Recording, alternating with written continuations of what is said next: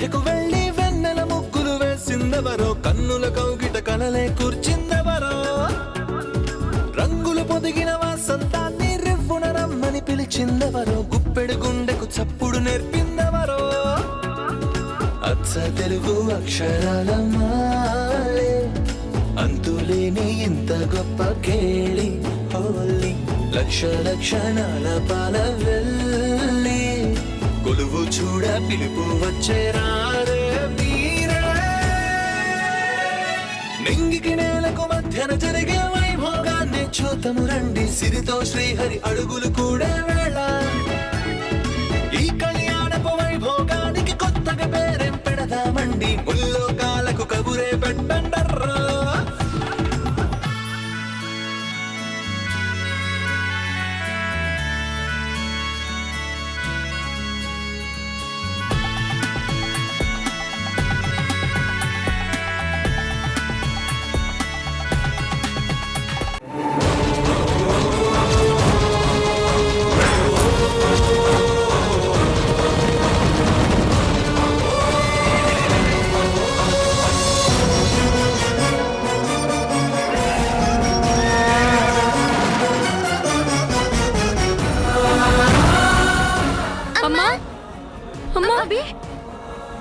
అభి దివ్య, అభి నీకేం కాలేదు కదా? దివ్య బానే ఉన్నావు కదా నువ్వు? నాకేం కాలేదమ్మా. నేను బానే ఉన్నానమ్మా.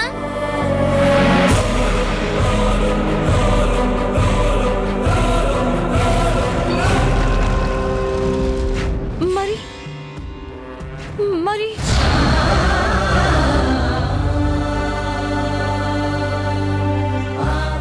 ఏమైందమ్మా? ఏదో ఏదో జరిగింది. ఏం జరిగిందమ్మా? మన వాళ్ళకెవరికో ఏదో ప్రమాదం జరిగింది.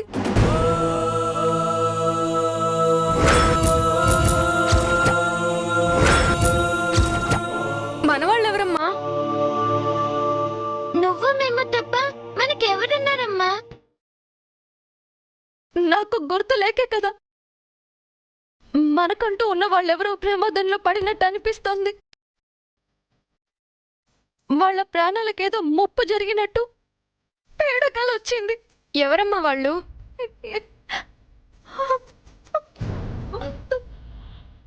తెలీదు. కలలో వాళ్ళ మొహం చూడలేదా అమ్మా? లేదు.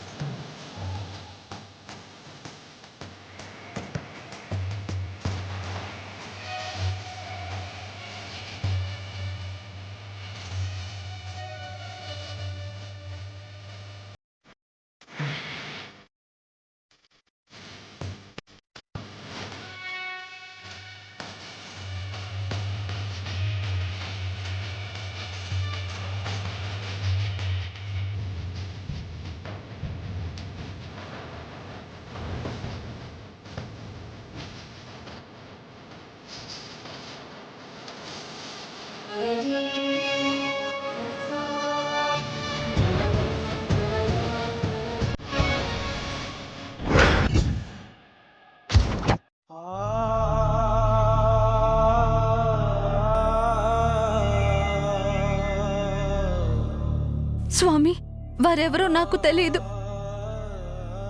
వారు క్షేమంగా ఉండాలి. వారిని బ్రతికించు స్వామి.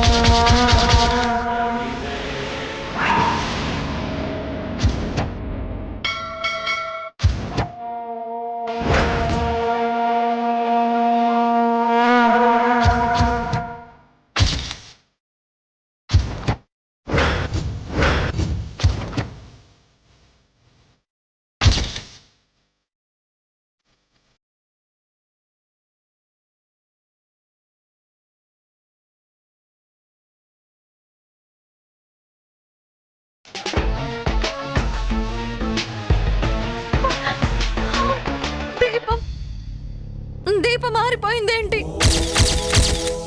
గాలి కారిపోయిందమ్మా. లేదు, ఇదేదో అపశకునం. ఏదో ఘోరం జరుగుతోంది. భయపడకమ్మా. ఈ దేవుడు కుంకుమ పెట్టుకో. మేం భయపడ్డప్పుడు ధైర్యం రావడానికి ఈ కుంకుమ పెడతావుగా, పెట్టుకో అమ్మా.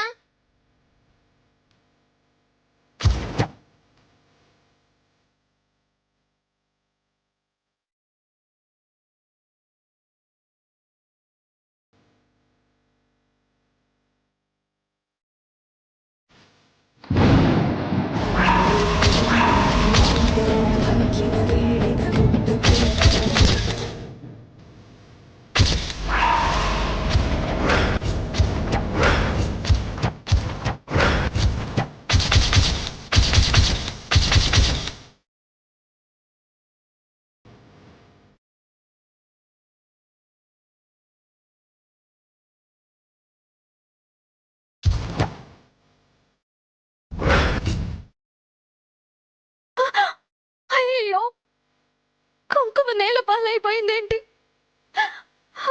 దేవుడా, వరుసగా ఈ అపశకునాలేంటి? ఎందుకు ఇలా అవుతోంది? ఎవరికేమైంది? అయ్యో, ఎవ్వరికి ఏం కాదమ్మా, నువ్వు కంగారు పడకు.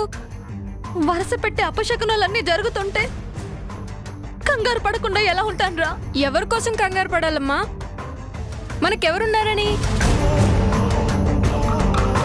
తాతయ్య మెల్లగా కోలుకుంటున్నారని ఇందాక శేఖర్ మావి ఫోన్ చేసి చెప్పారు.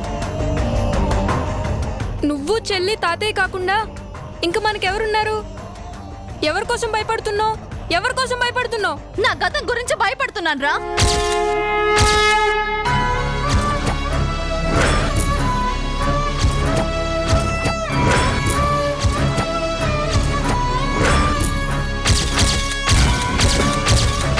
గతంలోని నా వారి గురించి బాధపడుతున్నాను.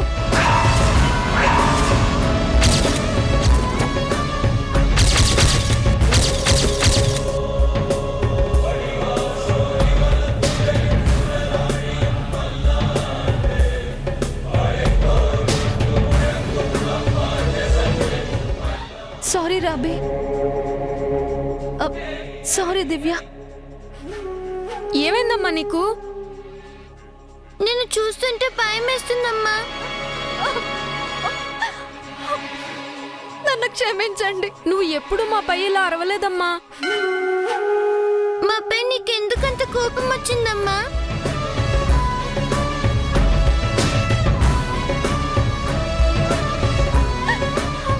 నాకు తెలియదే. మన వాళ్ళెవరికో ఏదో అయ్యిందని నా మనసు చెబుతోంది.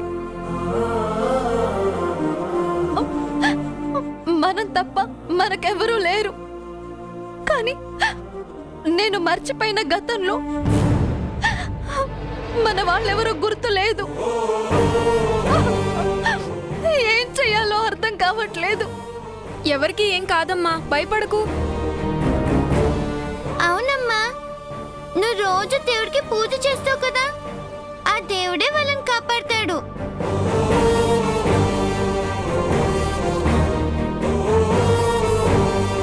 మాకు ధైర్యం చెప్పాల్సిన దానివి నువ్వే భయపడితే ఎలా అమ్మా? మమ్మల్ని ఓదార్చాల్సిన దానివి నువ్వే బాధపడితే ఎలా అమ్మా? నువ్వు మర్చిపోయిన గతంలో మన వాళ్ళు ఎవరో తెలీదు, కానీ మాకు నువ్వు మాత్రమే ఉన్నావమ్మా. మేము నిన్ను ఇలా చూడలేమమ్మా.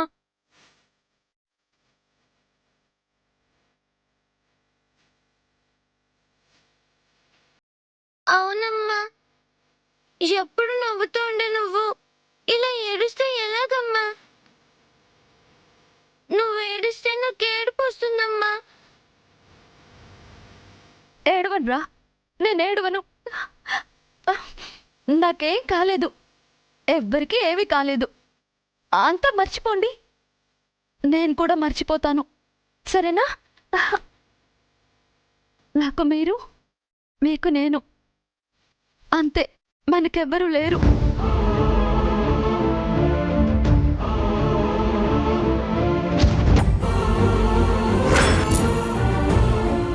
ఎన్ని కష్టాలు వచ్చినా నవ్వుతూ ఉండాలని నువ్వే చెప్పావు కదమ్మా. ఇప్పుడు నవ్వడానికి కష్టపడుతున్నావు. వద్దమ్మా, మనకెవ్వరి బాధలు వద్దు. హాయిగా ఉందాం. అలాగే అబ్బి, ఇకపై నువ్వు చెప్పినట్టే ఉంటాను. నిన్ను చెల్లిని బాధ పెట్టను. మా మంచి అమ్మ.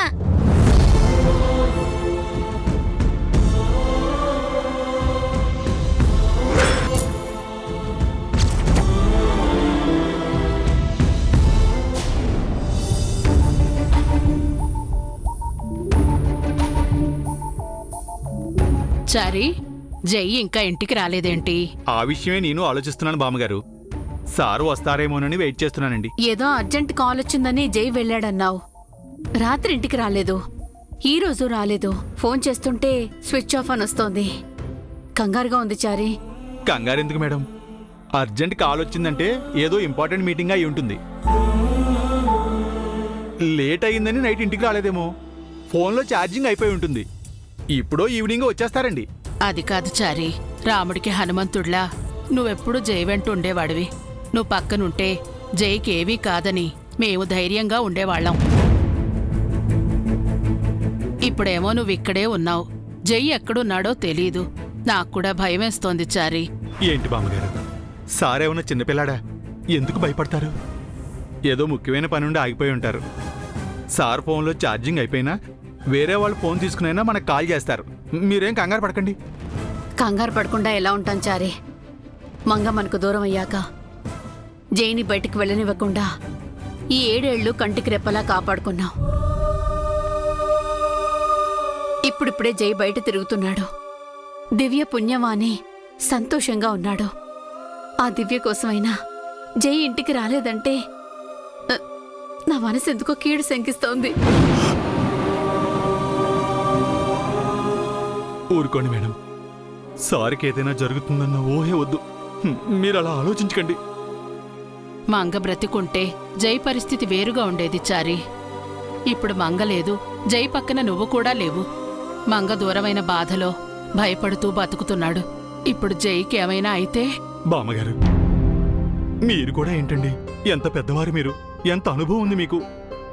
ఇలాంటి చిన్న చిన్న విషయాలకు మీరు గాబరా పడితే ఎలా చెప్పండి?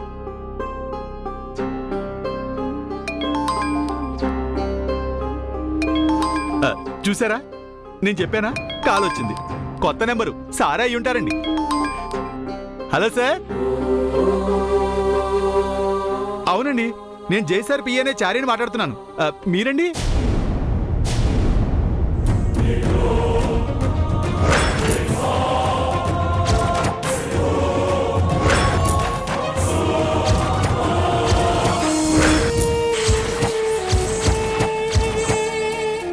ఏంటండి మీరు చెప్పేది? ఏమైంది చారి? ఎక్కడ? ఎలా జరిగింది? ఏమైంది? ఏం జరిగింది చారి? నో నో, మీరు పొరపాటు పడుతున్నారు. అలా జరగడానికి ఛాన్సే లేదు. సరిగ్గా చూసి చెప్పండి. ఏం జరిగిందో చెప్పు చారి. ఎవరికేమైంది చారి? చెప్పు చారి. ప్లీజ్ మీరు కాసేపు ఆగండి. హలో, దయచేసి జోక్ చేయకండి. నిజం చెప్పండి.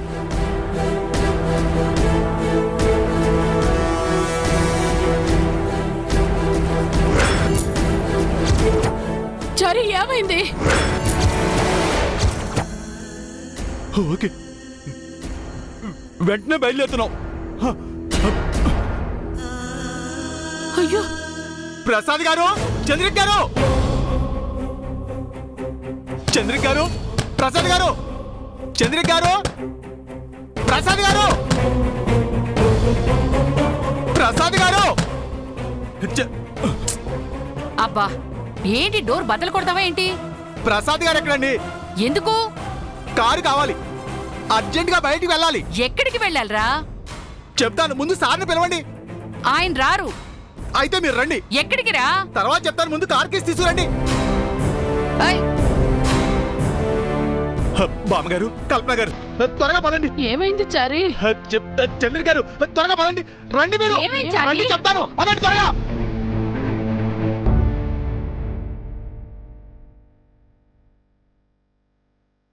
బేబీ వాటర్ తాగు.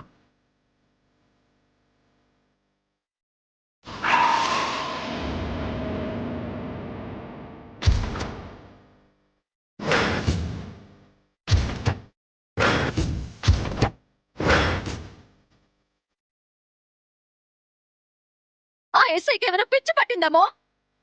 తనేం చెప్పడం అర్థమైందా నీకు? బేబీ అది జై కారంట.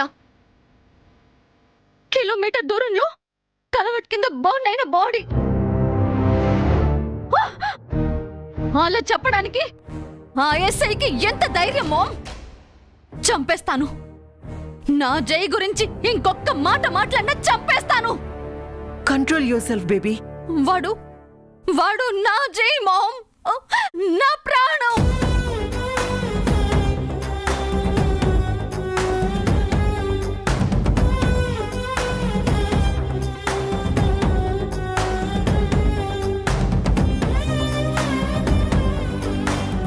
వాడి కోసమే కదా తోడబుట్టింది అని చూడకుండా అక్కని చంపాలనుకున్నాను.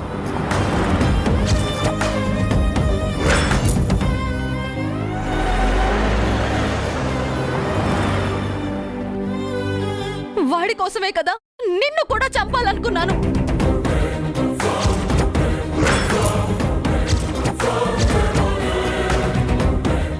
వాడి కోసమే కదా 7 ఏళ్లుగా వెయిట్ చేస్తూ ఉన్నాను. వాడు నన్ను పెళ్లి చేసుకుంటాడా లేదా అని పిచ్చి దానిలాగా బ్రతుకుతున్నాను. అలాంటిది జయ్యే లేడు అని అంటుంటే ఎలా కంట్రోల్ చేసుకునేది? జైకేమైనా అయితే నేనెలా బ్రతికేది? You relax baby. ఇది పోలీస్ వాళ్ళ డౌట్ మాత్రమే, నిజం కాదు. జైకేం కాదు, ఏం కాదు. నా జై సేఫ్ గా ఉన్నాడు, అదే నిజం. ఏది నిజమో ఎంక్వైరీలో తెలుస్తుంది. ఇన్వెస్టిగేషన్ కోసం స్పెషల్ ఆఫీసర్ వస్తున్నాడు. కాసేపు వెయిట్ చేయి. ఎవడొచ్చినా సరే నా జై లేడు అని చెబితే చంపేస్తాను. వాడెవడైనా సరే.